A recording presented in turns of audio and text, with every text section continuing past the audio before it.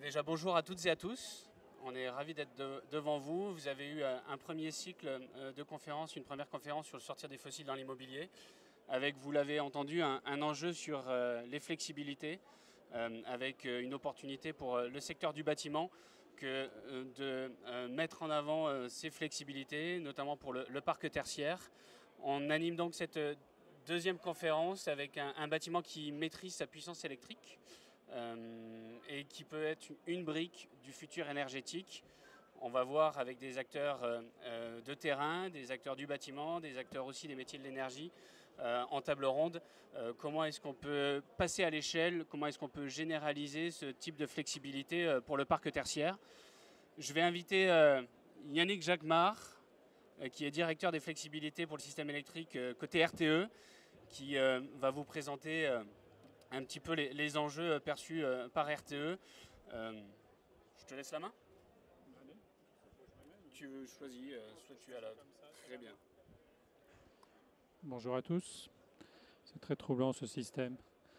Moi je représente RTE, RTE gestionnaire du système électrique, est très intéressé à l'équilibre offre-demande à chaque instant. Mais le discours qu'on développe, c'est que pour avoir l'équilibre à chaque instant, le mieux, c'est de le préparer avant. Et donc, ce qu'on vous a mis là, c'est une courbe de consommation en rouge, un jour typique d'hiver, en ce moment, on va dire. Consommation, vous voyez qu'elle est forte le matin, elle baisse l'après-midi, elle est forte le soir. Et l'élément nouveau qui se rajoute, c'est évidemment l'arrivée des renouvelables qu'on ne peut pas piloter. Et donc, en fait, ce qui nous intéresse comme grandeur à suivre, c'est la courbe en bleu foncé en bas, c'est-à-dire le rouge moins le vent qui est un peu uniforme, moins le solaire. C'est cette courbe bleue, et vous voyez que cette courbe bleue est caractérisée par deux pointes, une le matin, une le soir. Et donc en fait, pourquoi on croit beaucoup aux flexibilités de la consommation? Parce qu'il nous paraît assez simple d'éviter ces deux pointes. Et en fait, c'est le jeu auquel il va falloir jouer pour à la fois baisser sa facture, baisser ses émissions de CO2, et du coup ne pas aggraver les points du système. On peut être gagnant, gagnant, gagnant à ce jeu-là. Donc il faut juste éviter deux pointes, une tôt le matin, une en début de soirée. Si on avance pour faire ça, ce qu'on se dit avec l'ensemble des acteurs de la filière, que vous allez voir juste après, c'est que le juge de paix sera de regarder comment évolue cette courbe de charge. La façon de le faire, elle est double. D'un côté, il faut un peu de technique parce qu'il faut programmer ses usages. Et il y a plein de choses qui sont répétitives, qui sont réguliers, etc. Donc, programmer ses usages correctement, c'est éviter de chauffer à la même température tout le temps, c'est ne pas charger sa voiture au moment de la pointe, etc. Et puis, l'aspect économique, il vaut mieux avoir un tarif, il vaut mieux avoir une offre qui rémunère les moments creux parce que c'est quand même la meilleure incitation et c'est légitime que vous y gagnez puisque l'électricité, elle est moins chère à ce moment-là. Alors, mon message star, c'est celui-ci, c'est qu'il y a 4 types de flexibilité, parce que c'est un terme très générique, un mot valise, tout le monde peut se perdre là-dedans. Et donc ce qui est important, c'est de bien comprendre ça. Donc il y a d'abord des flexibilités, ce que j'appelle structurelles et régulières. C'est le bon vieux signaleur planeur creuse, c'est bouger les chauffe-eau dans le résidentiel, mais on peut faire plein de choses dans le tertiaire aussi, évidemment. C'est les rythmes, la semaine, week-end, jour-nuit, on connaissait. Et dorénavant, de plus en plus, il y a matin, après-midi, puisque l'après-midi, il y a quand même régulièrement du soleil et donc de l'électricité photovoltaïque pas très chère. Deuxième type, c'est le dynamique. Le dynamique, on connaît historiquement les EJP, les tempos. Et le dynamique, c'était lié au froid, parce que c'était ça qui jouait beaucoup sur la conso. Et de plus en plus, ça va être lié au froid, toujours un peu de temps en temps, au chaud pour les canicules, mais surtout au vent en toute saison, puisque quand il y a du vent, on n'a pas du tout le même état du système que quand il n'y a pas de vent. Mais on le sait 2-3 jours avant, quelques heures avant, on sait qu'il y a du vent, donc ça se voit dans les prix.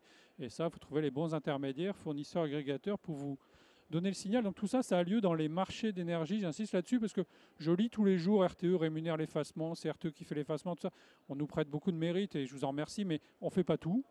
Il y a des acteurs de marché qui font très bien leur job et c'est auprès d'eux qu'il faut se tourner pour l'essentiel des flexibilités. Les gigawatts qu'on cherche d'ici 2030-35, ils sont là. Après, il y a des choses d'équilibrage. Ça, c'est RTE qui gère, mais c'est petit, c'est pas pour tout le monde, c'est compliqué, on va laisser tomber. Et puis la sauvegarde, ça, on en a parlé beaucoup l'hiver dernier, moins cet hiver, fort heureusement. C'est donc le système EcoWatt et les efforts supplémentaires qu'on demande. Mais ça, c'est la flexibilité, j'appelle ça l'airbag du système électrique en fait. C'est-à-dire que l'airbag, on est tous contents d'en avoir un, mais on veut surtout pas qu'il sorte. Là, c'est pareil. Nous, EcoWatt, on est très contents de l'avoir, mais moins il y a d'alerte et mieux on se porte. Donc ça, c'est important de bien voir à quel jeu on joue. Programmer tous les jours ses usages, c'est déjà hyper important. Il n'y a pas besoin d'être en Internet 3.0 partout. C'est assez facile à faire. Et surtout, les besoins en volume pour le système électrique, ils vont décroissant. Les plus importants sont là et là pour les rythmes de vie, le solaire, pour le vent et le froid.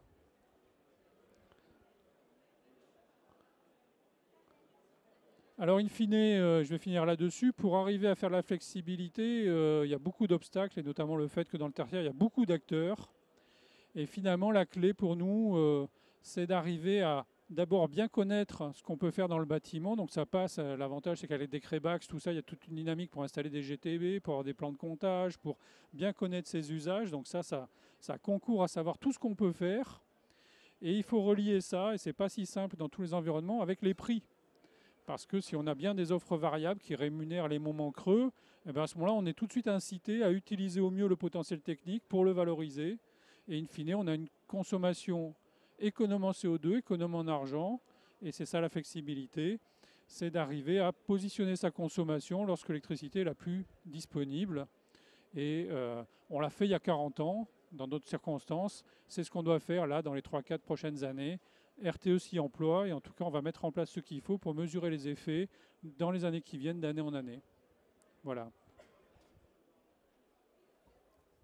Merci Yannick, merci pour déjà ces clés de décryptage ainsi que les terminologies de flexibilité. Il y en a plusieurs, vous l'avez compris. Ce qu'on vous propose désormais, c'est de venir vous décliner deux programmes. L'un s'appelle GoFlex pour parler de flexibilité au sens d'une stratégie patrimoniale. L'autre sera QFlex pour tout de suite faire des actions de flexibilité. Ensuite, on aura la table ronde et j'accueille effectivement Delphine Hérault qui est responsable bâtiment au Gimelec et le Gimelec est à l'origine de cet indicateur GoFlex. Je lui laisse la parole et puis je compléterai les informations. Bonjour à tous. Je vais peut-être monter pour qu'on me voit. Merci. Bonjour à tous. Donc, on va vous parler de l'initiative GoFlex. En fait, une fois que l'analyse est posée, comme l'a expliqué Yannick Jacquemart, de l'utilité de développer les flexibilités du bâtiment et d'équiper ces bâtiments en solutions de pilotage pour qu'ils puissent se rendre ce service rémunéré au réseau électrique, et ben comment on passe à l'action? Alors, on est en France devant à peu près 1 milliard de mètres carrés de bâtiments tertiaires, selon la base Opérat. On a des millions de bâtiments de toutes sortes, des écoles, des salles culturelles, des bureaux, des équipements sportifs, des hôtels, des centres commerciaux. Comment est-ce qu'on va pouvoir identifier le potentiel de flexibilité de chacun de ces bâtiments? Eh bien, c'est la question à laquelle RTE, la FNCCR, l'IFPEB et le Gimelec vous proposent de répondre aujourd'hui en vous présentant l'étiquette GoFlex. Alors, l'étiquette GoFlex, c'est la petite étiquette que vous voyez ici. C'est une sorte de scoring flexibilité du bâtiment. Alors, elle présente simplement 3 indicateurs. Une classe de pilotage du bâtiment. On a le petit C ici, c'est A, B, C, D. Donc, plus un bâtiment est équipé en système de pilotage, plus il va pouvoir rendre ce service de flexibilité énergétique. Deuxième chiffre, le 327, c'est la puissance modulable réelle du bâtiment, la puissance flexible. Et puis le 25%, c'est l'effort consenti à la flexibilité. Donc c'est cette puissance flexible par rapport à la puissance souscrite du bâtiment, totale du bâtiment. Donc cette étiquette, elle a pour ambition de présenter simplement, sur la base d'une méthodologie de référence unique, qui est en lien avec le SRI, le Smart Readiness Indicator au niveau européen. Donc cette étiquette va présenter simplement la capacité, le potentiel de flexibilité de chacun des bâtiments. Donc en tant que propriétaire gestionnaire de bâtiments, en tant que propriétaire gestionnaire du carrousel du Louvre, je vais pouvoir, avec cette méthodologie GoFlex, en déduire cette étiquette de flexibilité du bâtiment. Et puis, donc vous l'avez compris, c'est une étiquette qui est simple et qui va servir de grammaire commune pour que les propriétaires gestionnaires de bâtiments puissent parler avec des agrégateurs, puissent parler avec des opérateurs de réseau, et que tout le monde parle le même langage et se comprenne sur cette valorisation en termes de flexibilité de chacun des bâtiments. Donc, cette étiquette GoFlex, elle peut être calculée dans une approche de valorisation patrimoniale d'un parc de bâtiments ou d'un bâtiment. Et puis, je vais donner le micro à Jean-Benoît pour qu'il vous raconte la suite de l'histoire. Et oui, parce que vous venez de voir qu'il y a du coup un Nutri-Score de la flexibilité pour le parc tertiaire. Il fallait un outil qui puisse mettre en relation plus rapidement, plus facilement les acteurs du parc tertiaire, gestionnaires de parc, propriétaires, PM, avec ceux qui peuvent valoriser les flexibilités, fournisseurs d'énergie, agrégateurs, bref, les acteurs de marché. Et cet outil, en fait, c'est une plateforme que là aussi, on vous lance en avant-première. C'est une plateforme informatique qui met donc en relation ce qu'on appelle la phase sud, c'est-à-dire ce que vous voyez en vert avec le parc tertiaire, consommateur, et la face nord, les fournisseurs d'énergie, les agrégateurs. Cette plateforme de mise en relation de l'offre et la demande sur la flexibilité, elle est gratuite pendant 2 ans. C'est permis grâce à RTE, à la FNCCR, qui ont qui ont contribué financièrement, qui sont effectivement des vrais fondateurs pour cette plateforme, avec une mise à disposition du GMELEC de cet indicateur GoFlex, et qui va permettre de faciliter les échanges, de les raccourcir. Une fois que vous, en tant qu'acteur tertiaire, en tant que gestionnaire de parc, vous avez agrégé les gisements de flexibilité que vous avez, vous êtes prêt à aller les mettre auprès des acteurs de marché pour les valoriser économiquement. Donc tout est à construire dans ce modèle-là économique, dans cet échange-là, mais c'est un accélérateur, c'est un booster de flexibilité pour vous mettre en relation, qui concerne le public, le privé, bref, qui concerne tous les acteurs du parc tertiaire.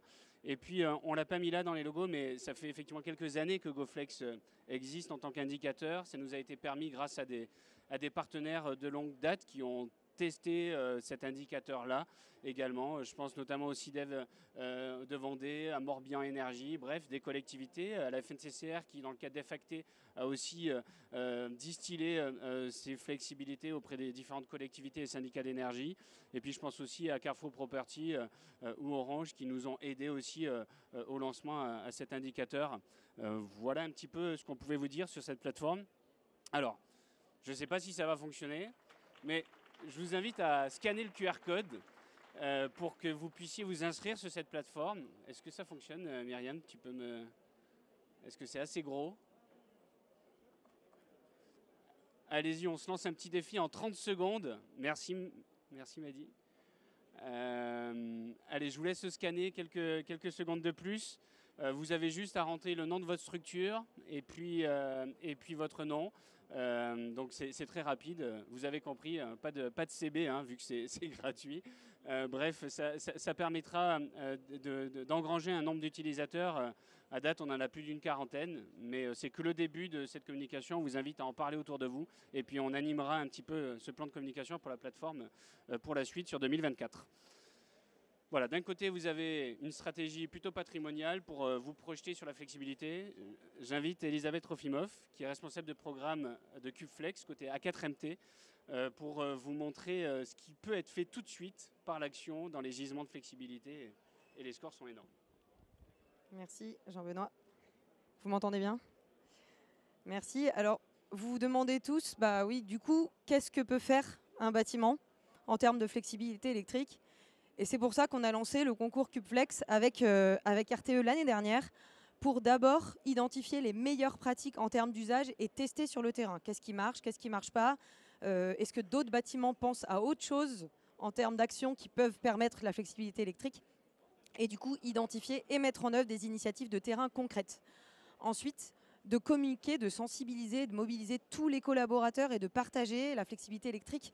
Je ne sais pas si je peux dire que ça fait peur parce qu'il y a Yannick Jacquemart à côté de moi, mais c'est quand même quelque chose qui est encore méconnu. Et grâce à ce type d'action, c'est aussi de faire comprendre que c'est possible, que ça existe, qu'il y en a de plus en plus qui s'y mettent et qu'on peut déployer ça sur un certain nombre de bâtiments. Donc ça se fait par des échanges candidats, par des cérémonies de remise des prix qui mettent en valeur ce type de nouvelles pratiques dans le bâtiment. Et puis mesurer qu'est-ce qu'on peut faire en termes de gisement, quel pourcentage de réduction de sa consommation électrique, quel pourcentage de réduction de sa puissance appelée pour à la fois remporter des prix. Il y en a certains qui pourront témoigner sur ces prix-là de l'année dernière, mais aussi connaître un peu plus les gisements qu'on peut révéler dans le bâtiment. Ça marche comment ? Ça marche comme un concours. Donc il y a un début, il y a une fin entre 15 novembre 2023 cette année et le 31 mars 2024, où les bâtiments régulièrement s'inscrivent au tout début, puis régulièrement partagent leur retour d'expérience, mais surtout, on leur a réservé des tests. Donc c'est des tests EcoWatt qu'on met en place une semaine, qu'on avertit une semaine à l'avance. Donc il y en a eu un le 30 novembre, un le 19 décembre, un le 17 janvier. Donc vous voyez, c'est quand même une fois par mois. Et puis après, il y en aura un en février et un en mars. Donc on a 5 tests dans l'année où les bâtiments vont faire leurs meilleurs efforts pour peut-être aujourd'hui révéler des flexibilités de sauvegarde, mais je l'espère Yannick, un jour des flexibilités régulières parce qu'ils vont se rendre compte par ces tests qu'il y a un certain nombre de choses qu'on peut faire un peu plus tous les jours, moyennant de l'automatisation, des échanges avec l'ensemble des collaborateurs, etc. Alors vous voulez savoir les résultats ? L'année dernière, en saison 1, c'était 20%. 20%, c'est le gisement de flexibilité électrique qu'on a révélé dans CubeFlex. Et surtout, on a révélé aussi que sur les 3 journées test EcoWatt, selon les typologies, on pouvait aller de 21% dans le scolaire à 42%, voire 60% dans le commerce. Donc je salue ici les candidats l'année dernière. On a eu Clépierre et Carrefour Property qui ont fait ces fameux résultats de 60%. Vous voyez le bâtiment de Rive d'Arcin à l'écran au niveau des bâtiments de commerce. Dans les bâtiments de bureaux, on aura tout à l'heure Schneider Electric. On a eu Schneider Electric, un bâtiment de RTE. On a eu aussi le bâtiment de La Française, le Crisco. On a eu un certain nombre de bâtiments qui ont fait jusqu'à une quarantaine de pourcents d'économie d'énergie lors des heures de pointe au moment des tests EcoWatt. Et puis on a eu les bâtiments scolaires, notamment l'Université de Bordeaux, qui a fait des très bons résultats avec ses 20%. Et si on fait un petit zoom, alors excusez-moi, il y a quelques coquilles dans cette slide, vous aurez le vrai support à venir. Mais si on fait un petit zoom sur le test EcoWatt de cette année sur une 50aine de bâtiments, on a le même type d'enseignement, c'est-à-dire qu'il n'y a pas de surconsommation constatée sur ces journées EcoWatt. On a globalement 21% d'économie au global sur la journée. Donc faire de la flexibilité, en tout cas dans CubeFlex, ça ne surconsomme pas d'énergie et d'électricité, donc c'est important de l'avoir en tête. Et puis surtout, on a voulu se dire quelle est la moyenne des maximums de puissance. Si on prend tous les bâtiments, qu'on regarde l'heure à laquelle ils ont fait le plus de réduction de la puissance appelée, on a quelle moyenne de maximum de puissance? On est à 8 watts par mètre carré. Et puis on a voulu sortir d'autres indicateurs et regarder cet échantillon d'un point de vue chauffage électrique ou chauffage mixte ou autre énergie. Et donc on va aller autour de 10 watts par mètre carré pour les bâtiments avec chauffage électrique et 6 watts par mètre carré sans chauffage électrique. Et pour ceux qui poussent un peu plus le raisonnement, on pourrait se dire oui, mais du coup, ils ne font pas tous les efforts à la même heure, parce que la tranche 7-11, c'est quand même 4 heures. Il y en a certains qui le font plutôt à 9, d'autres à 10. Donc on a voulu faire l'exercice de faire un giga bâtiment composé de ces 50 bâtiments et de regarder la courbe. Et c'est la courbe que vous voyez à l'écran. Et on voit du coup la courbe verte, c'est la consommation réelle. La courbe bleue, c'est la consommation prévisionnelle agrégée de ces 50 bâtiments.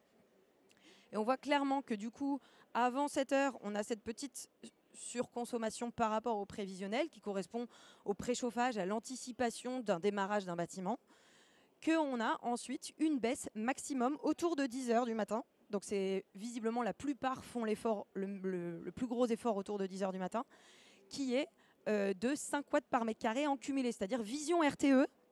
Il y a 5 watts par mètre carré qui sont réduits à 10 heures du matin. Et ça veut dire quoi? J'entendais Delphine tout à l'heure parler de 1 milliard de mètres carrés de tertiaire.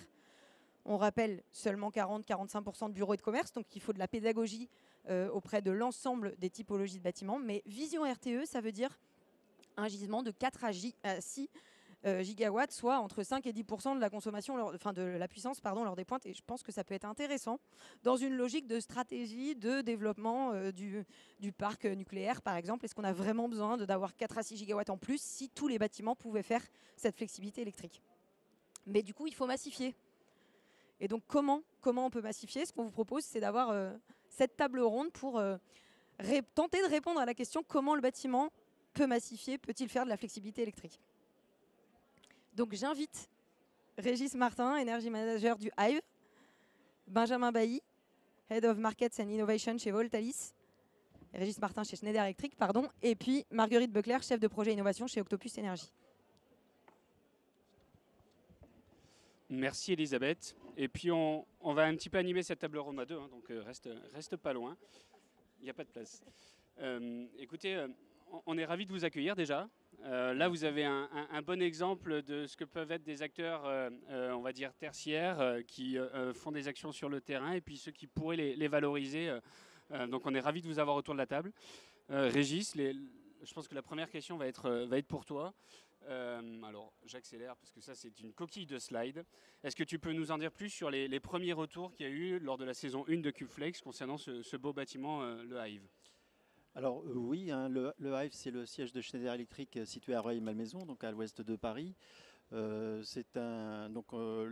termes de flexibilité, le jour des alertes éco-watts rouges qu'on a eu l'an dernier, on a effacé jusqu'à 50% de l'appel de puissance le matin sur une partie de la matinée, hein, aux heures de pointe. Ça veut dire que c'est grosso modo entre 400 et 500 kW effacés sur ce bâtiment qui fait 35 000 m² et qui accueille 2300 personnes. Merci pour ces premiers éléments. C'est aussi grosso modo 2 MWh qu'on décale à un autre moment de la journée. Et comme disait Elisabeth tout à l'heure, il n'y a pas de surconsommation. Globalement, suivant les jours d'alerte qu'on a eu à faire en fonction des températures extérieures, on est entre moins 5 et moins 20% de consommation. Ok, je retiens qu'il n'y a pas de rebond. Quand on fait de la flex, on fait aussi un peu de MDE. Et je vois aussi 35% du coup de résultats, hein, par la mesure, vous avez compris. Et je ne peux m'empêcher de le comparer avec l'étiquette GoFlex que vous voyez sur la droite de l'écran, avec les ordres de grandeur. Alors d'un côté, il y a la mesure, de l'autre côté, c'est un outil simplifié de calcul. Donc c'est logique qu'il y ait des différences. Mais comment est-ce que, Régis, vous avez pu générer autant de performances dès l'année 1 du concours? Quel a été votre parcours voilà, d'un point de vue des actions? Bon, alors nous, GoFlex, en fait, on est rentré très tôt dedans, puisque dès 2018, il y a eu une première version qui était sortie avec un premier outil Excel à l'époque. Ah, tu l'avais eu en avant-première. Et donc on avait fait l'exercice. Alors l'exercice, si on part d'une feuille blanche, ça peut prendre un petit peu de temps, mais à partir du moment où on a un inventaire des équipements du bâtiment, et en l'occurrence, on l'avait puisqu'on venait juste de changer de facility manager, de facility management, hein, de société d'exploitation l'année d'avant. Donc on avait un inventaire assez récent de tous nos équipements.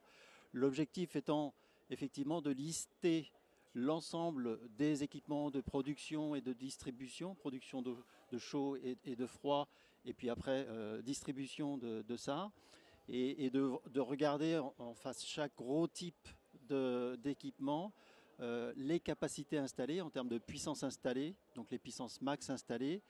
Là où c'est intéressant aussi d'avoir une idée, un ordre de grandeur, c'est combien, par rapport à ces capacités max, combien on appelle de puissance en vrai.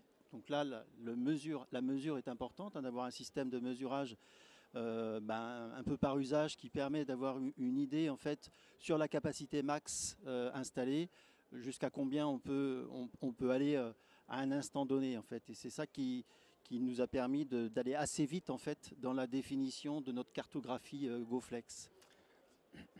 Ok, donc je comprends qu'effectivement GoFlex peut être dans le parcours de progrès pour la flexibilité, pour passer à l'action, mais à côté de toi, Régis, on a Benjamin Bailly du côté de Voltaïs, bonjour, qui tout de suite a été dans le concours CubeFlex, qui n'est pas passé entre guillemets par ce parcours-là de progrès GoFlex, mais pour autant, je pense que tu peux nous en dire plus par rapport aux 4 sites de mémoire qui sont dans CubeFlex cette saison. Oui, donc Voltalis, on est un opérateur d'effacement dans les bâtiments, donc on œuvre là-dessus, et donc on s'est dit on ne peut pas ne pas participer à ce concours CubeFlex des flexibilités.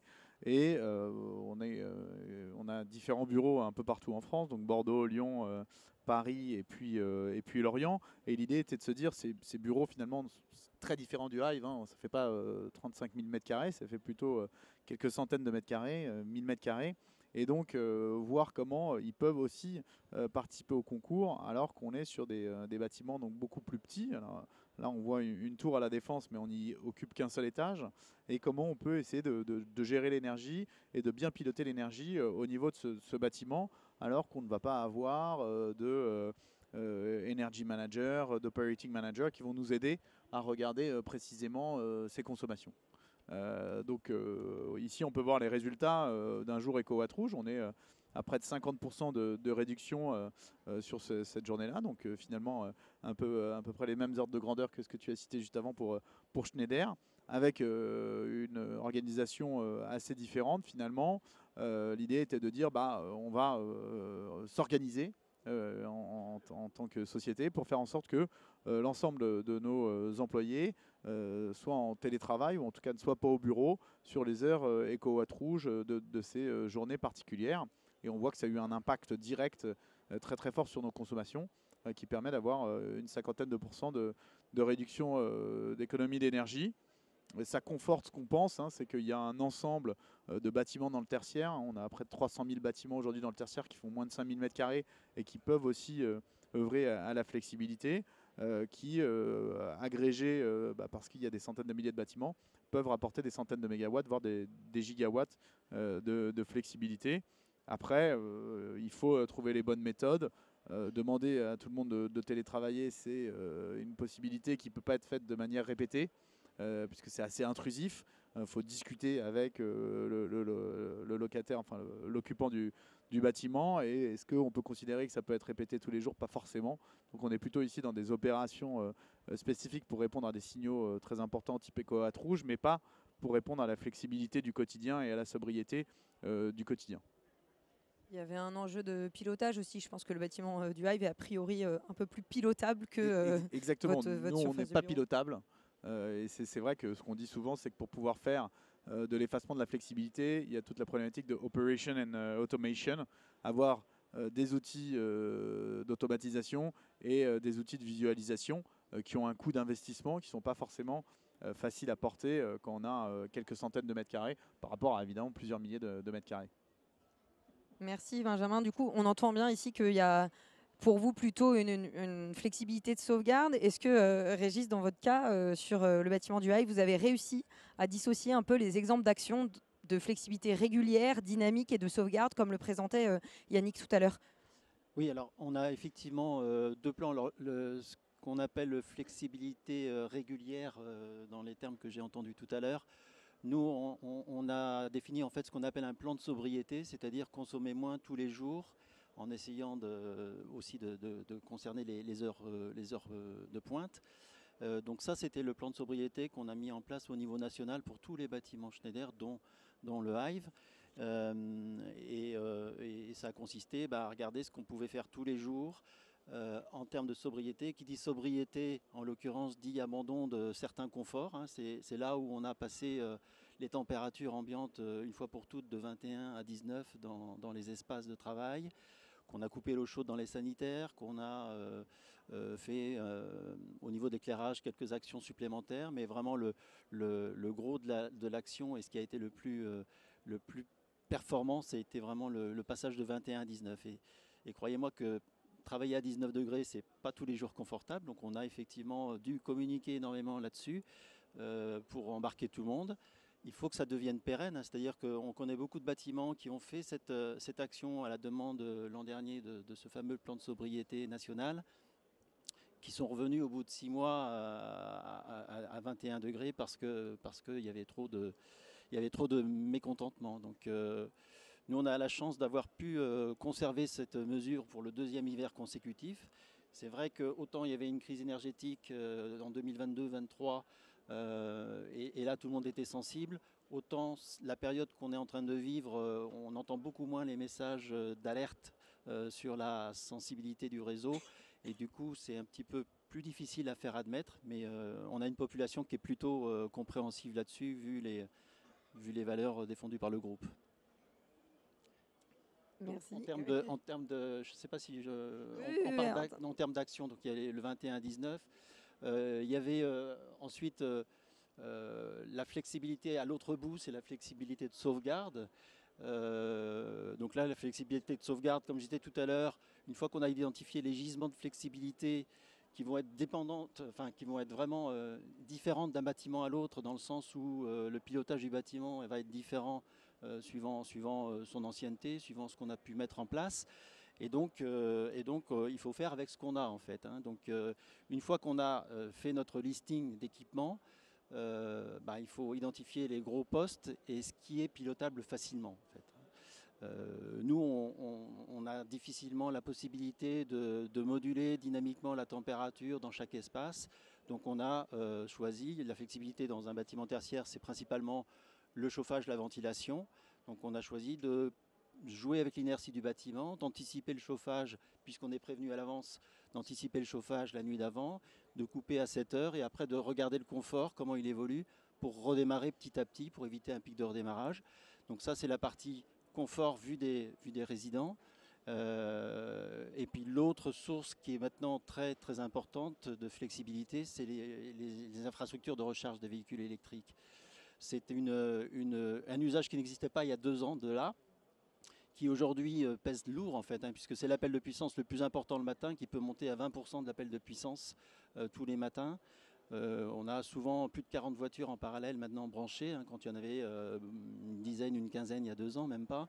Et donc là, c'est très facile, moyennant de prévenir les gens aussi un petit peu à l'avance, de décaler en fait ces jours d'alerte rouge, de décaler cette infrastructure de recharge à midi ou 13 heures. Et donc ça, c'est un usage qui est assez facile, compréhensible. Et vu le profil d'utilisateur qu'on a dans nos bureaux, hein, les gens ils viennent le matin, ils se rechargent, statistiquement, en fait, on a vu que les gens restaient en moyenne branchés 7 heures à la borne et que la recharge, elle durait entre 3 heures en moyenne, en fait. Donc, c'était assez facile de faire admettre qu'on peut décaler la recharge. Et puis, ça nous a fait penser qu'entre les deux, en fait, il y a la flexibilité dynamique, c'est ça. Donc ça, c'est un petit peu plus difficile à mettre en œuvre parce que parce qu'on nous a dit, vous faites ça 4 jours par an, la flexibilité de sauvegarde. Pourquoi vous ne le faites pas tous les jours? Et en fait, c'est assez compliqué de le faire tous les jours parce que ça demande, qui dit chauffage, en anticipation, dit démarrer les équipements la nuit. S'il y a un problème, c'est le matin qu'on s'en aperçoit, parce que nous, on n'a personne 24-24, hein, enfin, par le gardiennage, mais les techniciens ne sont pas là. On ne va pas faire appel à l'astreinte. Et donc, si on se rend compte à 7 heures du matin qu'il y a un truc qui n'a pas démarré, qu'on n'a pas préchauffé correctement, voilà. Donc ça veut dire qu'il faut mettre en place des garde-fous, peut-être des gens d'astreinte. Donc c'est toute une organisation qui nous empêche aujourd'hui, pour des raisons de tranquillité d'esprit, de le faire tous les jours.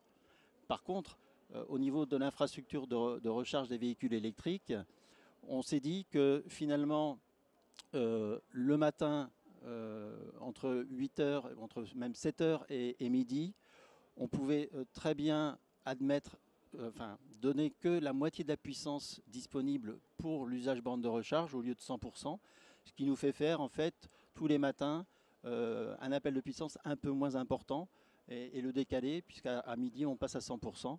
Et en gros, les gens sont déjà chargés à midi, hein, puisque chez nous on a une règle, en fait, à midi on change la voiture de place pour autoriser une nouvelle session de charge derrière. Et donc en fait quelque chose qui devait être un usage qu'on effacerait de temps en temps dans le cadre d'une flexibilité dynamique, c'est devenu une action du plan de sobriété, c'est-à-dire dans la flexibilité régulière. Merci beaucoup Régis. Une question pour vous Marguerite, est-ce que cela fait écho aux accompagnements, aux offres que vous avez déjà en place, ces types de flexibilité ?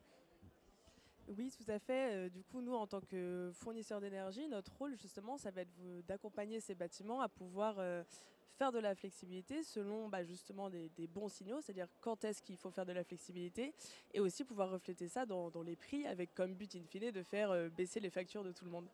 Et ce qui est intéressant, c'est qu'il y a déjà, disons, selon certains types de flexibilité, des normes qui existent déjà dans notre secteur. Quand on parle des flexibilités régulières, structurelles, quelque chose qui répond déjà à ça côté fournisseur énergie, c'est les offres heures pleines, heures creuses, qui sont globalement très connues, ça parle un peu à tout le monde, les heures pleines c'est plus cher, les heures creuses c'est moins cher. Et là-dessus, c'est accepté entre guillemets par la majorité et déjà énormément en place. Alors on peut toujours le mettre plus en place, mais en tout cas c'est accepté.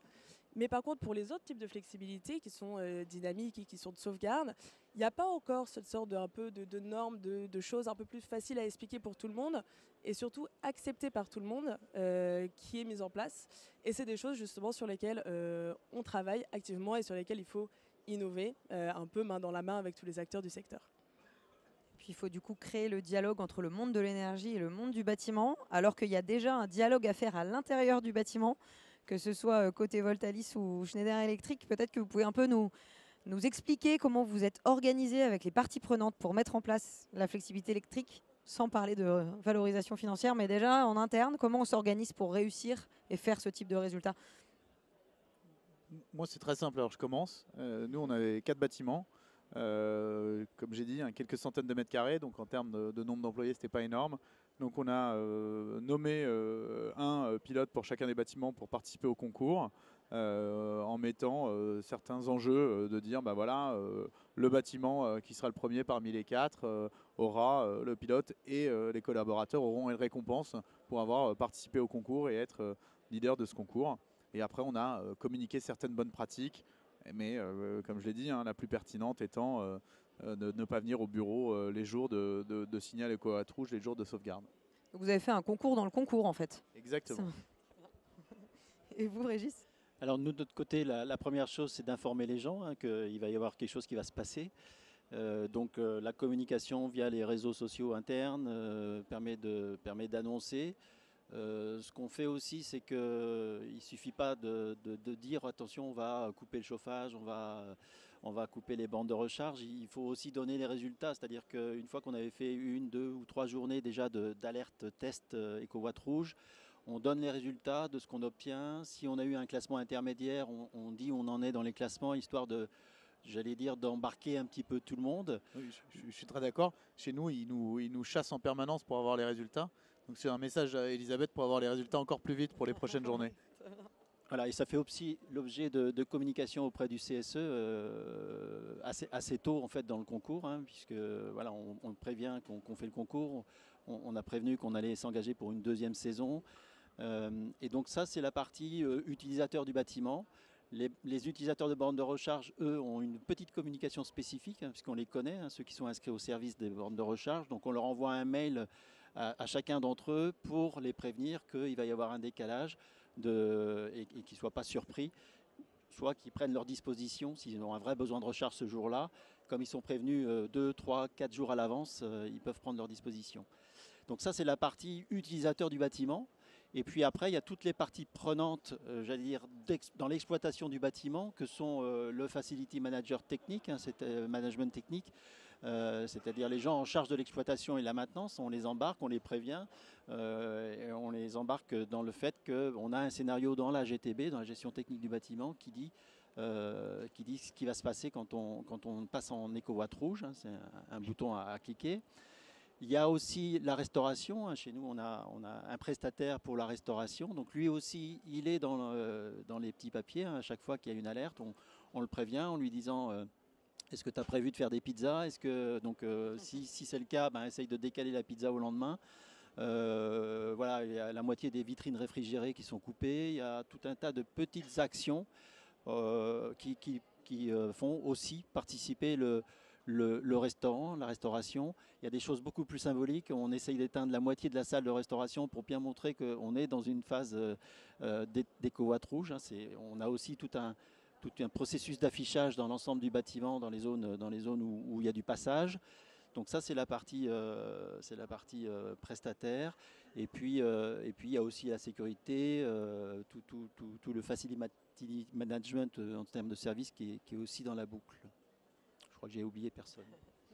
Très bien, merci. Ce qu'on voit surtout, c'est que vous êtes engagé, du coup, avec votre énergie. Vous avez embarqué un certain nombre de personnes au sein des bâtiments, au sein de votre structure pour mener ces actions. La question à laquelle on voudrait répondre maintenant, c'est du coup, comment on fait pour massifier, pour embarquer tout le monde, y compris peut-être les bâtiments, les structures un peu moins engagées. Je vais commencer par vous, du coup, Marguerite. Qu'est-ce qui manque pour massifier les flexibilités? Vous avez la question la plus dure, peut-être. Qu'est-ce qu'il faut faire? Alors plein de choses. Une première chose qui me vient à l'esprit, c'est communiquer. entre justement ces secteurs. Le secteur de l'énergie est un secteur compliqué, le secteur des bâtiments aussi, il y a plein d'acteurs dans tous les sens. Dont on se rend énormément compte, c'est qu'en fait justement sur des sujets un peu spécifiques comme la flexibilité, il faut qu'on arrive à créer un langage commun, un vocabulaire commun. C'est ce que RTE commence énormément à faire et extrêmement bien, par exemple en disant flexibilité structurelle, de sauvegarde, etc. Donc on commence à justement créer ce langage commun parce que justement si on ne l'a pas, on va juste pas se comprendre, on va pas réussir à embarquer les gens. Je pense qu'on est des deux côtés dans des secteurs où on adore les abréviations, on adore les termes techniques et du coup on peut très vite se perdre. Et c'est, je trouve, une des grandes forces en fait de GoFlex qui clairement justement permet de mettre un peu une étiquette simple, de créer ce premier justement bloc commun de communication pour mettre aussi les bonnes personnes, les bons interlocuteurs et interlocutrices les uns en face des autres. Côté autant énergie, il faut parler aux bonnes personnes, et côté bâtiment, pour les personnes qui peuvent activer ces flexibilités, il faut parler aux bonnes personnes. Et cette plateforme GoFlex, en tout cas pour moi, est une première très bonne solution de langage commun et de mettre les bonnes personnes justement en lien pour aller plus vite par rapport à tout ça. Merci. Peut-être aussi si on trouvait un peu des modèles financiers, économiques qui marchent dans ce monde de la flexibilité, ça faciliterait peut-être les choses. Alors, on a un peu embêté Benjamin pour qu'on essaye de faire un petit exercice sur son bâtiment de bureau allez, on va dire en assez simple. Ça donnerait quoi du coup, Benjamin, si aujourd'hui on essaie de projeter le bâtiment de bureau Vista Voltalis dans un modèle de rémunération? Donc on a parlé tout à l'heure de deux types de flexibilité, les flexibilités du quotidien ou dynamique et les flexibilités de sauvegarde. Aujourd'hui, évidemment, il y a beaucoup de mécanismes qui sont en cours d'évolution, des règles qui sont en cours d'évolution, et il faut qu'on travaille avec RTE pour avoir les bons modèles de valorisation et les modèles économiques qui tiennent. Sur tout ce qui est flexibilité dynamique, actuellement on a un modèle où l'activation ne serait pas rémunérée, donc il n'y aurait aucun intérêt pour un opérateur d'effacement à venir faire les actions de flexibilité ou de sobriété qu'on a vues aujourd'hui. Et puis on a essayé de chiffrer de manière assez simple dans le cadre de la flexibilité de sauvegarde, donc à travers des mécanismes de capacité, les appels d'offres effacement, ce qu'on serait en capacité de générer pour un bâtiment tel que le nôtre. Donc je parlais du 800 mètres carrés, de nos bureaux. On voit qu'on arrive à faire aux alentours de quelques kilowatts, donc 4-5 kilowatts de réduction d'énergie, donc d'effacement. Non, sur l'ensemble. Sur l'ensemble du logement. Donc ça du bâtiment, pardon, ça donne environ 200 et quelques euros de valorisation sur les marchés de flexibilité sur une année complète pour ce type de bureau. Bon, c'est significatif, c'est pas non significatif puisque on parle de quelques pourcentages, de presque une dizaine de pourcents sur la facture d'électricité. Mais c'est vrai que pour venir embarquer une société d'environ 80 personnes sur un bureau de 800 mètres carrés en lui disant je vais réussir à générer pas loin de 200 euros de revenus, on peut imaginer que ça va être la dernière roue du carrosse pour lui dans ses priorités par rapport à tous les autres sujets qu'il a. Ça payera le restaurant de celui qui aura gagné le concours CUBFLEX. Voilà, exactement. Mais en revanche, si l'opérateur d'effacement vient et lui dit c'est clé en main, je gère les investissements, je m'occupe de tout ce qui est operation et automation, comme je disais, c'est moi qui suis l'expert, donc je vais pouvoir gérer les évolutions réglementaires qui vont venir. Et finalement, toi, tu n'as plus rien à gérer si ce n'est de faire des économies d'énergie et participer à la transition énergétique. Là, on a un modèle qui peut tenir et qui peut être intéressant, qui fonctionne sur justement tous ces bâtiments entre 1000, 2000, 3000 mètres carrés qui sont totalement différents de ce que pourrait générer évidemment un bâtiment comme le Hive. Merci Benjamin, on espère que ça éclaire un peu plus les modèles financiers, enfin les modèles économiques actuels. Ce que j'ai compris aussi, Marguerite, c'est qu'il faut du coup réfléchir à de nouveaux modèles pour le tertiaire aujourd'hui pour que ce soit simplifié, que ce soit massifié. Est-ce que vous pouvez nous donner un peu des exemples ou des pistes sur ce sujet-là? Ouais, en fait, on voit, pour l'instant, on voit plein de façons de faire les choses et on a déjà quelques idées. Et ce qui va être intéressant justement, c'est de savoir réellement à quoi sont prêts à faire justement ces bâtiments et du coup en fonction créer les offres les plus adaptées. Par exemple, si on fait très simple, si on veut justement que dans l'offre directement, donc dans votre facture d'énergie, la flexibilité qu'un bâtiment puisse mettre à disposition soit valorisée directement, il va y avoir une petite part de risque en fait, tout simplement à mettre dans votre offre. Par exemple, on pourrait considérer qu'il y a une petite partie de votre consommation qu'on laisse totalement exposée au prix du marché de l'énergie. Prix du marché de l'énergie du coup qui varie un peu tous les jours. Si certains ont suivi la crise énergétique, qui peuvent vraiment varier tous les jours. Mais donc exposer une petite partie du coup à ce risque-là, en se disant que justement, si vous faites des efforts, et au contraire, vous serez vraiment à des moments de prix très très bas sur ce marché de l'énergie, que ce sera directement sur votre facture, mais ne pas totalement vous exposer au risque, c'est-à-dire que par exemple, prendre la majorité de votre consommation sur une offre avec un prix plus fixe, plus stable, qui sera sur plusieurs années. Ça, c'est un exemple un peu spécifique d'offres, mais il y en a plein d'autres qui sont justement possibles d'imaginer, où en fait, nous, le but finalement qu'on va avoir, c'est de réussir à bien vous exposer justement un signal prix et les moments stratégiques où il va falloir vous justement effacer, faire de la flexibilité, tout en partageant un peu les risques et les opportunités pour que vous puissiez vous avoir des deux, quoi, que tout le monde puisse finalement en bénéficier. Et là-dessus, pour moi, justement, il faut qu'on puisse un peu plus tester, se lancer, innover et un peu oser pour réussir à faire tout ça, quoi. Merci Marguerite. Merci à vous trois. Merci. Merci. Je vais juste en faire un petit message un peu synthétique. Je comprends qu'en gros, flexibilité régulière, dynamique, c'était sans doute des nouvelles terminologies pour vous, mais on a essayé de vous montrer quelle était la traduction sur le terrain et de comment est-ce qu'on pouvait envisager avec les acteurs de marché, fournisseurs d'énergie, agrégateurs, quels sont les possibles modèles économiques, même s'il y a encore beaucoup de choses à construire là-dessus ensemble. C'est l'intérêt aussi. Donc on vous invite à nous suivre, à venir dans GoFlex, à venir dans Qflex, de travailler avec les acteurs de marché pour venir valoriser vos efforts et puis pour construire ces modèles économiques. Voilà un petit peu pour cette deuxième conférence. Il nous reste peut-être 2 minutes, 3 minutes pour une question. Alors s'il y en a une ou un qui a une question, je vous invite à venir ici pour la poser, comme ça toute la salle peut l'entendre et vous également. On prend 2 questions en fonction de la taille et la longueur des questions et je vous laisse vous présenter si c'est possible également. Je suis monsieur Eric Grenier, je suis indépendant. Cette histoire de RTE, ça m'aurait intéressé d'avoir le monsieur là, de RTE qui était. Voilà. Parce qu'en fait, cette histoire de flexibilité, ça me fait un peu penser. Je suis breton, hein, donc les bateaux, je vois un peu ce que c'est. Cette histoire de flexibilité, ça me fait penser au mouvement de foule à l'intérieur d'un bateau quand on va prendre une vague. Si tout le monde se met du même côté, donc si tout le monde se met à faire de la flexibilité en même temps, qu'est-ce que vous allez gagner? Parce que ce que j'ai cru comprendre, pas au niveau de la grosse structure, mais de la petite structure, c'est que grosso modo, pour faire des économies dans le bâtiment, on renvoie tout le monde chez soi. Sauf que chez soi, les gens chauffent et consomment de l'électricité. Et donc, d'un point de vue global, on y gagne quoi? Si je reviens à mon histoire de bateau, une fois que tout le monde est du côté, le bateau il chavire.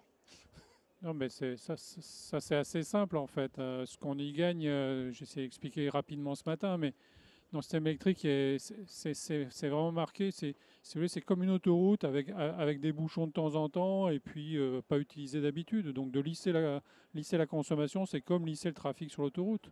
Donc on y gagne quoi? On évite les pointes. Donc les pointes, c'est plus cher. Il faut surdimensionner des centrales en plus. Il faut construire du réseau en plus. Et c'est souvent des moyens plus carbonés. Donc on limite les pointes et on utilise au mieux l'électricité qu'on a produite, qu'on produit notamment par les renouvelables. En ce moment, par exemple, vous allez voir là, tout le printemps, pas en ce moment si on est début février, mais vous allez voir dans 2 mois, là, à partir de avril jusqu'à septembre-octobre quasiment, il y a pas mal d'après-midi où on va être obligé d'arrêter des panneaux photovoltaïques parce qu'il y en aura trop. Parce qu'en Europe, il y a trop de panneaux photovoltaïques tout en même temps, à 14 heures. Donc on jette de l'électricité qui n'est pas chère, vu que de toute façon l'investissement est fait, qui est totalement décarboné. Et puis si vous consommez plutôt à 19h ou à 8h du matin, on va démarrer des centrales au gaz pour vous alimenter. Donc ce qu'on y gagne, c'est de l'argent, du CO2, enfin de l'argent sur la facture des consommateurs, du CO2 et moins de besoin d'investissement dans le système électrique. Et le truc où tout le monde consommerait que l'après-midi et plus du tout le matin, on n'y est pas, hein. De toute façon il y a de la marge. Et puis quand bien même, de toute façon demain, à l'avenir, il y aura de toute façon plus d'énergie disponible, je prends l'exemple de l'après-midi, ou au moment où il y a du vent. Donc on y gagne tous, on y gagne le client, on y gagne comme citoyen, on y gagne sur le bilan climat. Moi, dans la transition énergétique, je ne connais pas beaucoup de sujets où il n'y a pas de compromis, en fait. Là, c'est pas moins de CO2 et plus cher, c'est moins cher pour le client, c'est mieux pour la CO2 et c'est aussi mieux pour la sécurité d'alimentation. Le seul sujet, c'est d'arriver à le mettre en œuvre, qu'on le comprenne, parce qu'il faut un mouvement d'ensemble. Parce que la grosse consommation électrique, ce n'est pas quelques très gros clients, c'est la masse de 37 millions de petits clients. Alors les gros bâtiments tertiaires sont plus gros que les résidentiels, mais voilà, c'est un peu tout le monde. Et donc on a appris il y a 40 ans que l'électricité elle est moins chère la nuit, mais maintenant elle est aussi moins chère l'après-midi. Et les moments où elle sera chère, ce sera très limité, ce sera 3 heures le matin, 3 heures le soir. Yannick, donc on apprend ça. Merci pour J'ai cette fini, lecture pardon. très réseau. Et je vais me permettre de passer juste après toi et de compléter un petit peu par rapport à ce rebond entre le tertiaire et le résidentiel. Tout à fait. Et dans les règles du jeu de CubeFlex, qui est porté par A4MT, je comprends que c'est des règles du jeu qui sont au périmètre tertiaire. Sachez que l'IFPEB, pour le compte du MTE, enfin, lorsque le ministère de la Transition énergétique et de l'ADEME, a fait une autre étude pour regarder l'impact du télétravail entre une vision très transsectorielle, bâtiment tertiaire, sur les lieux de travail de ses collaborateurs, le résidentiel, chez eux, par la mesure, on relevait les consommations énergétiques lorsqu'ils étaient en télétravail versus lorsqu'ils étaient sur leur lieu de travail, et sur le transport. Donc c'est vraiment une étude transsectorielle, pour rebondir sur ce que vous disiez, s'il n'y avait pas un transfert. Et dans cette étude, je vous invite à aller la voir, elle est publiée depuis très peu, hein. L'ADEME l'a publiée la semaine dernière. Elle s'appelle Bilan énergétique du télétravail. Et donc, on voit que l'effet rebond dans le résidentiel du télétravail est assez faible, plus faible que ce qu'on aurait anticipé, pour plein de raisons différentes, parce que les collaborateurs, les gens, quand ils télétravaillent, ils ne mettent pas toujours ensuite, quand ils partent de chez eux, en réduit pour plein de raisons techniques, occupation des locaux, des logements, etc. Donc ce rebond-là, ce report-là, il n'est pas aussi systématique qu'on peut le présager, bien au contraire. Donc c'est aussi une autre clé de lecture qu'on pouvait vous apporter avec cette vision un peu transsectorielle, sans même parler on va dire de l'énergie évitée liée au transport, à la mobilité individuelle de ses collaborateurs qui, bien entendu, est très conséquente. Mais juste pour clore, hein, donc il y a le cas extrême où on invite au télétravail, mais dans les résultats CubeFlex qui sont présentés, moi pour le coup je travaille dans un bâtiment qui y participe et on ne va pas tous en télétravail les jours EcoWatt. Hein. Donc il s'agit bien de réduire la consommation avec une petite perte de confort, mais les bâtiments ils restent occupés. Hein. Donc il y a les deux. Ouais, en fait, ce qui avait été il y a des deux. Il y a des deux, mais il y a beaucoup de flexibilité qu'on peut atteindre, même si ce n'est pas les 20%. Rien qu'en programmant bien ses usages au bon moment et sans jouer énormément sur le confort, en fait. C'est surtout ça qu'on veut dire. Merci. Écoutez, je crois que ça clôture cette deuxième conférence. Merci à vous trois. Merci Elisabeth, c'est super.